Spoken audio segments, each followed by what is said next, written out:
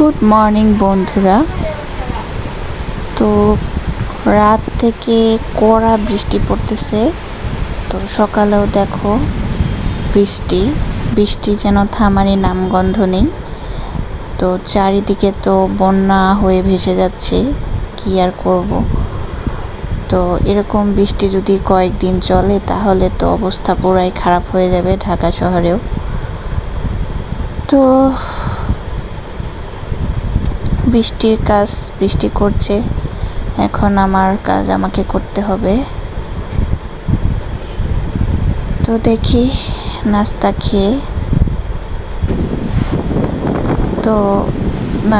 খেয়ে নিলাম। এখন আবার ঝুম বৃষ্টি পড়ছে, দেখো একদম মানে কি বলবো, অনেক বৃষ্টি পড়ছে এবারে।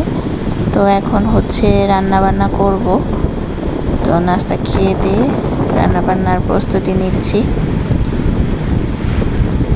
দেখো পুরা মানে কি বলবো, একটু পর পর মানে এত জোরে বৃষ্টি হচ্ছে, আবার কমছে, আবার জোরে, একদম সাদা হয়ে গেছে চারিদিক। তো এই যে পেঁয়াজ কাটলাম বসে বসে। এই যে মরিচ হচ্ছে যেগুলো পচা এগুলো ফেলে দিয়ে কিছু বেছে নিলাম। তো এই যে এখন হচ্ছে খিচুড়ি রান্না করব, যেহেতু অনেক বৃষ্টি, সারাদিনই মনে হচ্ছে বৃষ্টি হবে। তো এর জন্য খিচুড়ি রান্না করব। তো অলরেডি এই যে খিচুড়ি বসিয়ে দিয়েছি, পেঁয়াজ ভেজে নিচ্ছি। আর হচ্ছে খিচুড়ি হলে আমার কিছু লাগে না, আচার দিয়ে খাই, বা আচারও লাগে না, মাঝে মাঝে এমনিই খাই, মানে বেশিরভাগ টাইমে আমি এমনিই খাই। আজকে পোলাও চাল দিয়ে করব। আমি বেশিরভাগ হচ্ছে এমনি ভাতের চাল দিয়ে করি, কিন্তু আজকে অনেক দিন হচ্ছে পোলাও চাল দিয়ে খাই না, তো এর জন্য ভাবছি যে পোলাও চাল দিয়ে খাই।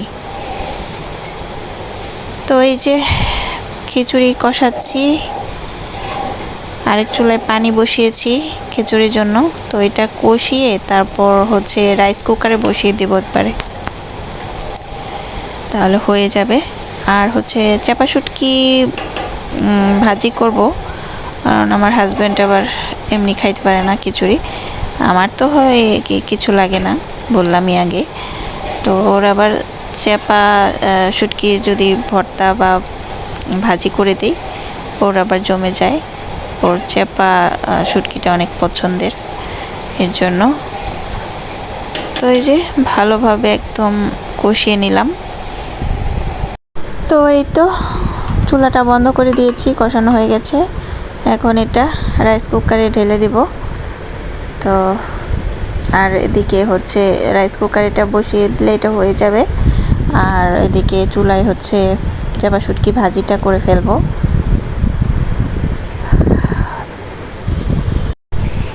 তো এই তো বসিয়ে দিলাম। আর হচ্ছে বৃষ্টি, তো এর জন্য আসলে ভিডিও ভালো আসছে না, অন্ধকার।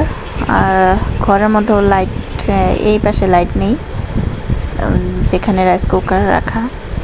তো এই যে খিচুড়িটা মোটামুটি পানি শুকিয়ে এসেছে। তো এখন রেখে দেব ঢাকনা দিয়ে, নিতেই হয়ে যাবে।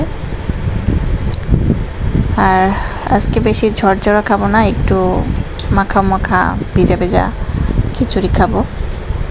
সবসময় আসলে ঝরঝরা খিচুড়ি খেতেও ভাল লাগে না। খিচুড়িটা একটু হালকা, একটু নরম থাকলেও ভাল লাগে মাঝে মাঝে খাইতে। আর দেখো ধোঁয়ায় একদম অন্ধকার হয়ে গেছে ভিডিওতে। তো যাই হোক, এটা এখন থাক থেকে।